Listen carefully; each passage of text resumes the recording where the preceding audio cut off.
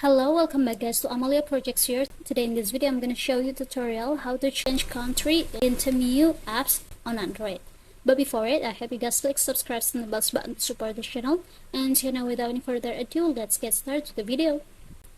Well guys, firstly of course here I'm going to open my Temu applications, and also you have to make sure that your phone is already connected to the internet guys. If you want to change your Temu country, you just have to tap on this Me options. And now go ahead to this gear icon at the top right, and as you can see there are a country and region options guys. You just have to tap on it to change it. You just have to scroll it down and find out the country that you want to change for. For example, here I'm going to change it to United Arab Emirates. You just have to tap on it like this, and now as you can see there are a pop-up.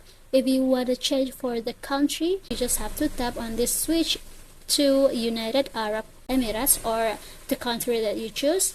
Or if you change your mind, here you just have to tap on stay in United Kingdom or your currently country.